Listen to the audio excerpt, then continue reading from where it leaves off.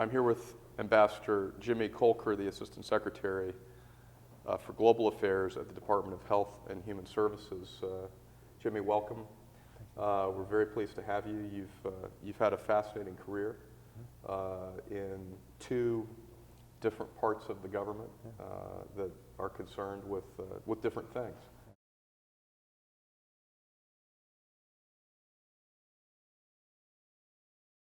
I was wondering if you could just describe to us a little bit about what the global affairs function is at the department. Sure. Thanks, first of all, for including me in your series. It's great to be at Meridian House. And the intersection between health and diplomacy is something I came to kind of by accident. I was ambassador to Uganda when PEPFAR started, the President's Emergency Plan for AIDS Relief.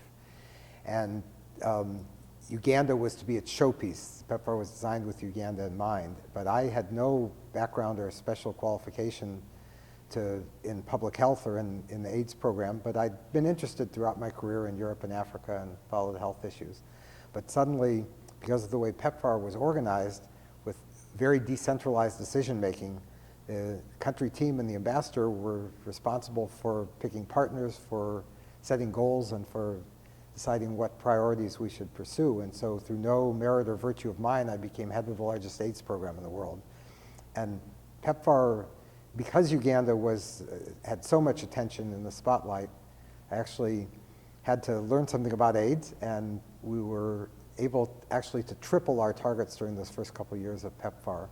And it literally changed my life. I realized that through US leadership, by putting our money where our mouth was, by showing the kind of evidence-based and energetic leadership on a technical topic, that we actually helped tens of thousands of people in Uganda stay alive. And so when I left Uganda, I became number 3 in the PEPFAR program here in Washington, and then went on to UNICEF for 4 years to work on AIDS, and now in the Department of Health and Human Services.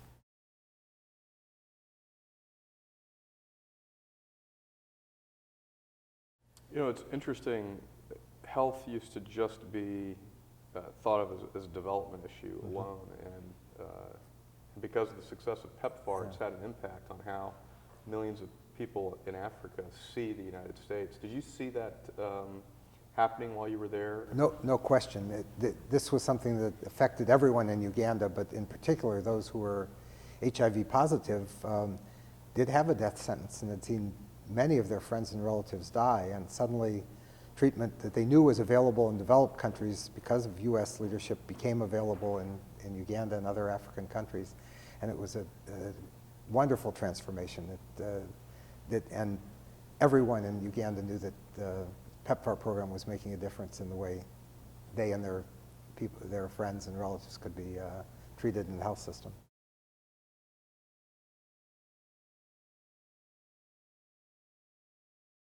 A lot of people have an impression of an ambassador's role as somebody who either writes cables or goes to events, and I would imagine that in advancing a massive healthcare and health initiative like PEPFAR, that you would have to engage multiple stakeholders in different sectors, in the government, the private sector, and really build a coalition to get this big challenge. Absolutely, and that's what I think diplomats are good at. There were a lot of AIDS experts. There were a lot of economists who knew how much things could cost. There were a lot of people, activists, who had been trying to bring political attention to AIDS for a long time.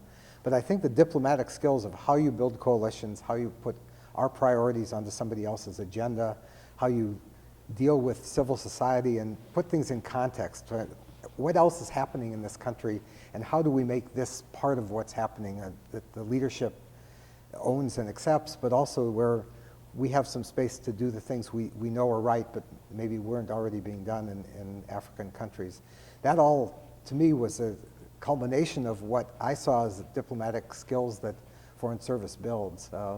And those aren't separate. Writing cables is very important. You need to know what's going on in the country, and you need to be analytical about it.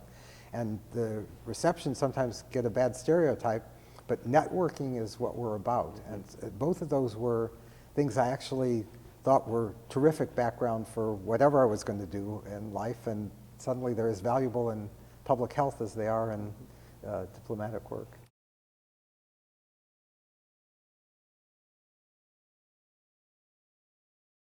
So typically when you're a bilateral ambassador, you're focused on that country, but health issues don't recognize borders. Yeah. How do we ensure when we're working in a particular country, like Uganda, for example, that we are taking advantage of the best approaches and coordinating across borders, because these are obviously transnational challenges? Oh, first, health, even in countries where our political relations or other problems that we're facing together haven't brought governments together, health can be a great meeting ground. And so I think we don't emphasize enough that the health of the American people is very much at stake and something that U.S. diplomats need to promote and defend.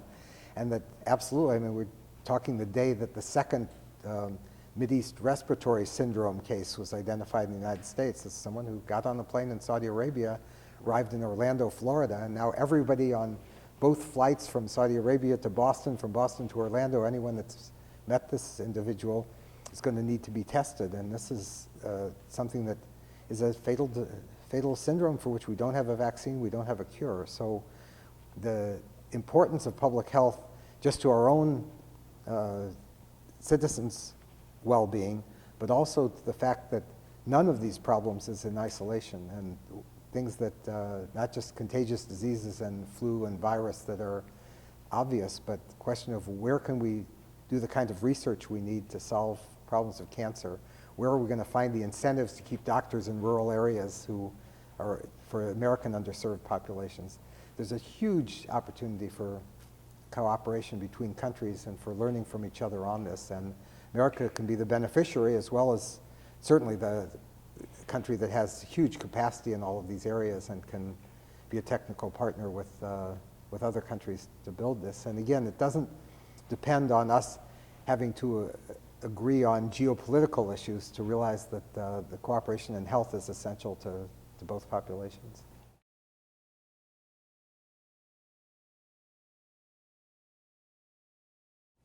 So, Ambassador, you've moved from the State Department to the Department of Health and Human Services. I was wondering if you could talk to us a little bit about, I think the office that you run was created about 10 years ago. Right. Why was it created, and what is its principal purpose?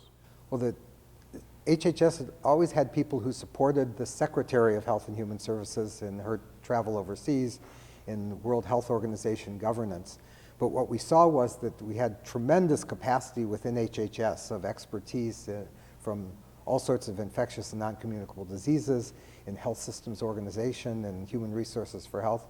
And we weren't really taking advantage of those to meet opportunities and challenges abroad. And PEPFAR did open our eyes to a great extent to how much the US experience could be translated into very effective work overseas. And so although the Office of Global Affairs was set up before PEPFAR actually started putting a lot of money into CDC and other organizations for work directly abroad, we saw a huge opportunity in the fight against AIDS, but in a whole lot of other areas for HHS to be a much more active global actor. And I think in the last 10 or 12 years, we really have seen the value of that organization.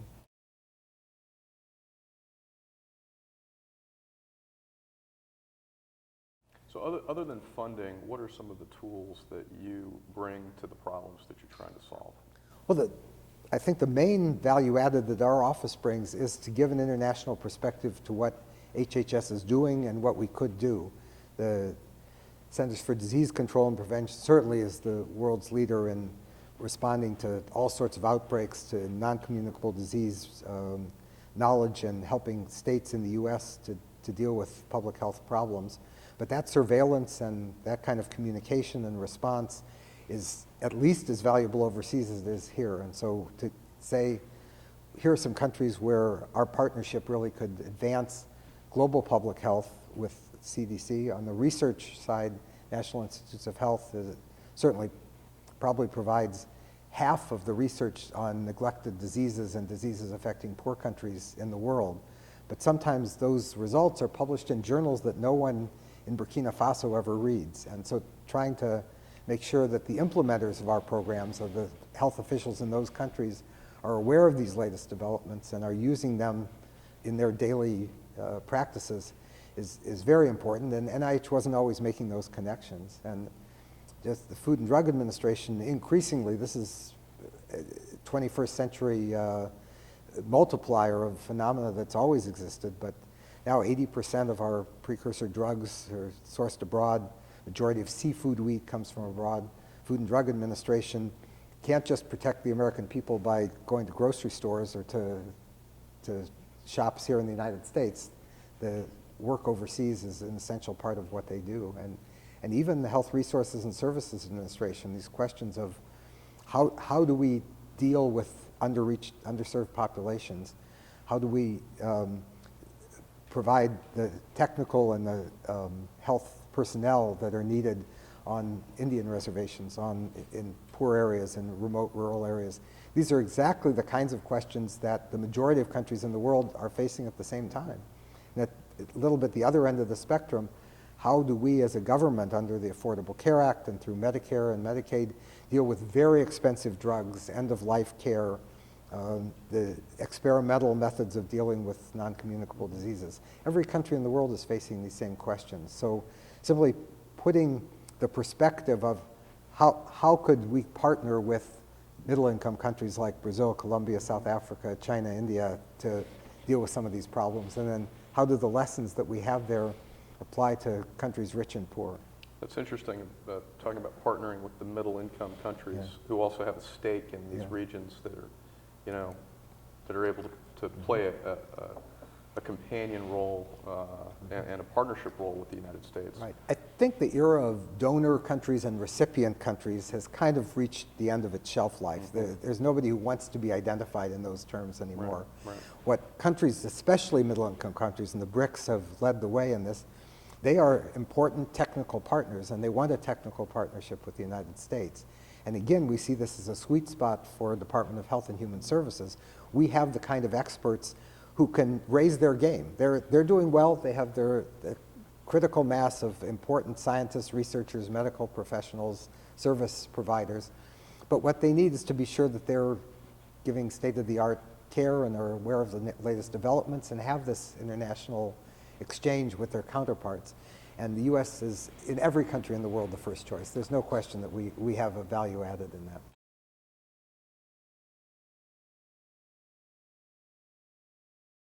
So you mentioned the word exchange. It seems to me that obviously what you're trying to do is create a scenario where people can exchange ideas and best practices. How do you all advance those kinds of programs at HHS? Well, the multilateral system is a good basis for that, because the World Health Organization, the Global Alliance for Vaccines, and Global Fund, all in the areas that we work in, have a very active technical partnership, experts groups, advisory groups, and a normative function which help us put best practices in place for our country, but in particular for those countries that might not have very well-developed systems, or looking historically at legacy systems which don't apply to this century. So the multilateral system in relationship with World Health Organization, UNAIDS, is very important. But also, we are trying to work with, for instance, the embassies of other countries in Washington, many of whom have health attaches, to say, what are your needs, and to identify for them the people they need to go to when their experts are looking for partnership with the United States. At the same time, mobilizing our embassies overseas, which, as you said earlier, didn't necessarily define health as one of their diplomatic priorities, but it absolutely can be, and both substantively in saying, here are some things we know are a problem in this country, and we think we have some expertise that can help address that, but we want to work with your experts. It's not that we're going to come in and solve this problem for you, but you have experts too, and by giving them the kind of network that our experts would use for solving these problems in the United States, we think that everybody's better off. So this sense also then of learning, reporting on health conditions, of being sure that we have early warnings if there are outbreaks, if there are public health problems, all of this is a kind of 21st century expeditionary diplomacy that I think is exciting and very much delighted to be part of.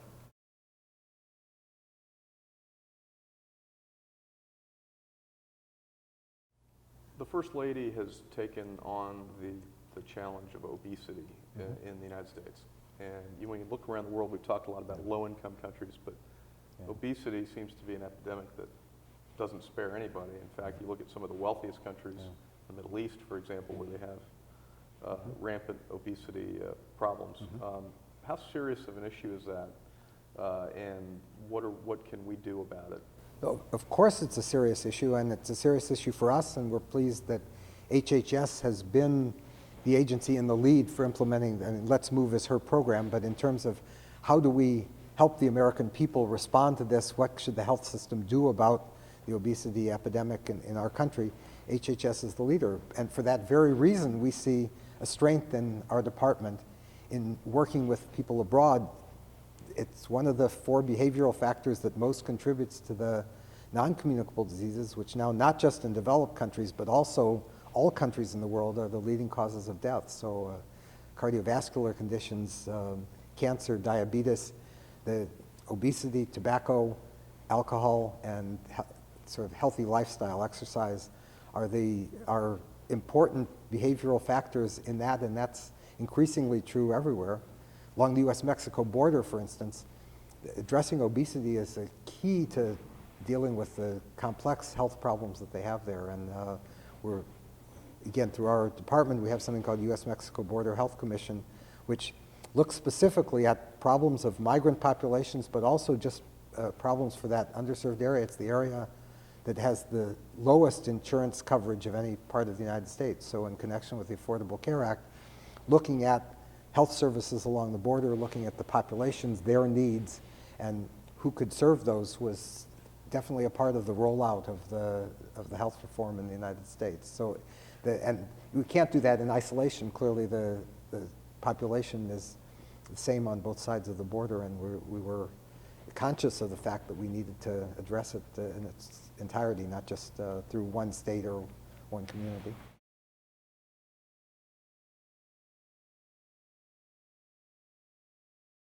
Since we're here today under the auspices of the diplomatic courier, I thought I'd go back to something that you talked about before, which is your interaction with the diplomatic community here in Washington. And to what degree do they come see you, you interact with them? What kinds of subjects are you talking about? Because obviously many of them have, many of the embassies have health attaches here, and their ambassadors are interested. Well, coming from a diplomatic background, it's one of the things I've urged now in my 2.5 years at the Department of Health and Human Services. I think we are underusing our ability to deal with diplomats in Washington. That some of them are excellent, and we have health attaches from a number of embassies who are in regular contact with our office and with HHS in general. But the majority of embassies have very little or if any contact, and I think we need to be proactive, both because I think there's news here that would be valuable for their governments to know about if they were to report it back, but also because we do see them as partners, and we think we have some capacities that actually could help advance the longevity, the freedom from disease, and so on in most countries. And I'm pleased to say that we've tried to reach out to embassies here in Washington. For instance, in advance of the AIDS conference last summer, 2 summers ago, that was in Washington, we did convene ambassadors in many cases, but embassies of African countries here, because almost all of them had health ministers coming to this meeting, but virtually none of them had ever been to an AIDS conference before. So we talked to them in terms of how would you handle a VIP coming to this conference, what are some of the things we think your ministers of health can get out of this conference, and how do you as an embassy relate to a 26,000 person gathering on a health topic. And we had great feedback from that meeting, and we're looking for other similar opportunities, either in small groups or bilaterally, but to be able to be sure that our experience and expertise in the health sector is available to the missions who are here.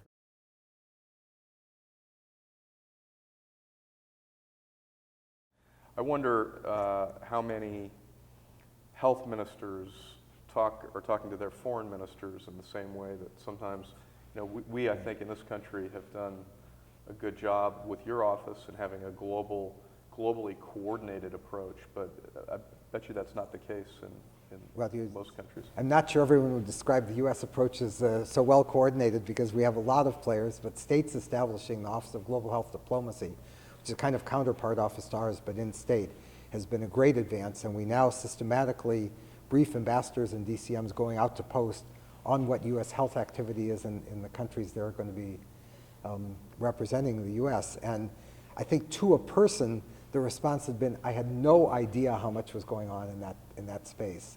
So yes, we have lots of opportunities for that kind of coordination, but also just the sense that where does health fit in with everything else that's going on? I think over and over again, that's where a diplomat can really make some valuable contributions, in that everyone has a passion for what he or she does, and health professionals are no exception.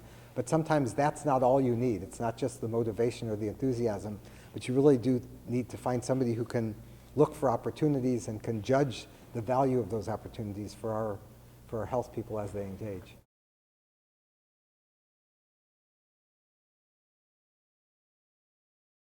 Speaking of sort of skills and attributes, one of the things that Meridian does through our Global Leadership Institute is we help train private sector leaders and public sector leaders in sort of cultural orientation, understanding the landscape in other countries. But let's talk about culture for a second in terms of health.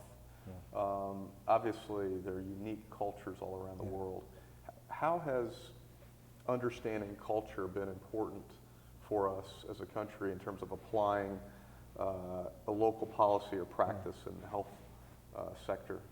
Well, I think there are two parts to that question. One is that the behavioral factors, the social milieu in which people are living, and all the factors that contribute to health or lack of health are unquestionably important, and we haven't paid enough attention to them.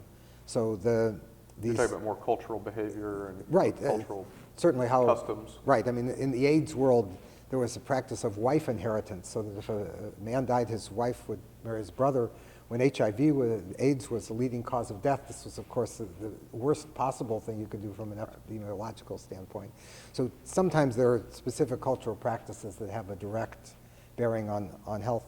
But much more, it's a question of can a woman go to see a doctor without her husband or a male relative present? Do people talk about health conditions honestly? How do they present? Certainly the question now of underserved populations, including homosexual, lesbian, transgender people have particular challenges. Women who might be in prostitution, do you talk about your sexual behavior to the practitioner, and how are you being discriminated against in the health system itself? So from that point of view, culture plays a role just in how individual patient survival and behavior takes place.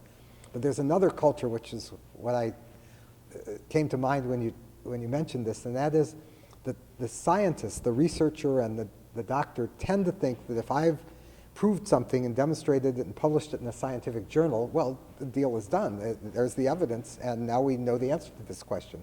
But of course, getting people to adopt that solution or make a change in their behavior as medical practitioners, as government policy, as a norm-setting body is never that simple. And so it's interesting to me how many scientists say, oh, our problem is political will, as though you just switch political will on and off, and somebody will one day wake up and say, oh, of course I'm going to do this. And I guess one of the jobs our office can help in is how do we marshal that evidence, that scientific evidence, the economic data, all the facts that go into making a decision, and actually influence government policy or influence how services are delivered in a given country. We know there are better ways, but it's not just shouting them. It's the question is, how do you understand the cultural context where you are, and how best to innovate, how best to get this change adopted by the people who are going to have to actually live with it. And so from both of those points of view, I think culture is intimately connected with social determinants of health, with the healthcare delivery system, but also with the outcomes.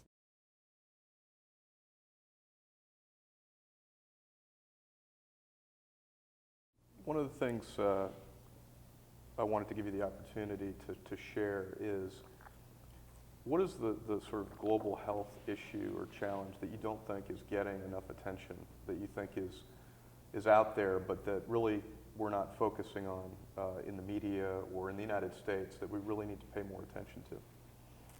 Right.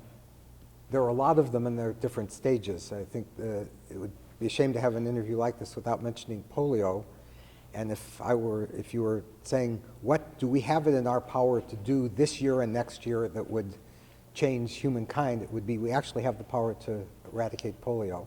But there, in particular, in a couple countries where access to the vaccination programs and so on isn't complete enough. Wasn't it eradicated at one point? Or no, that was small. You may be thinking of smallpox. Polio, we set a goal actually the year 2000 to eradicate polio and didn't meet it. And it's now down to just a couple hundred cases per year. But some are spreading, and some areas, particularly in Pakistan, are no-go areas, and the number of cases in Pakistan this year is going up. So that's certainly something that in those areas where it's still prevalent, nothing is more important. But I think that we are waking up to the sort of lifestyle factors that affect health. As non-communicable diseases, we're living longer, few of us are dying from communicable diseases, that the attention to the non-communicable diseases is great, but our resources aren't following that attention in terms of what we're doing as a government, and it's not a matter of just foreign aid. In the sense is, how much attention are we paying to these contributory factors, and are we looking at nutrition, at alcohol, at tobacco, at healthy lifestyle, and what are ways in which we as a government can encourage those? We clearly can't order them or make decisions or tell people what they can and can't eat or can and can't drink. But at the same time, how do we make sure that those decisions made one by one continue to go in the right direction, and that some of these factors that are contributing to premature illness, and premature death are reversed? We have it in our power to do that. And so I guess in what's probably not getting enough attention, it's that we actually can change our behaviors, and we know enough to live longer and live healthier lives, but we're not, as individuals, as a society, necessarily adopting those behaviors. Well, I think this is more of a state issue. Have you gotten any feedback from your interactions with other countries about the medical marijuana policies in the U.S. and how they've changed? You know, we haven't. I know there have been a couple of inquiries, but it's been interesting. That's not an issue that seems to be on the active international agenda. For instance, this coming up later this week, World Health Assembly has a record number of issues. There are well over 80 agenda items, and that's not one of them. I imagine it will be in the future, but so far, no. That's either because other countries aren't doing it or they're all doing it. I'm not sure which one. But Ambassador Kolker, thank you very, very much for being with us here today at Meridian. And on behalf of the diplomatic career at Meridian, I'd like to salute you for your efforts and wish you the best of luck as you tackle these tough issues. Well, thanks for the good work you do, especially in seeing that diplomacy is not a narrow field at all. It's quite a broad one, and it's been such a thrill for me to reinvent myself in the global health context. It's a fascinating field, and I'm learning a lot every day. Great, thank you. Thank you.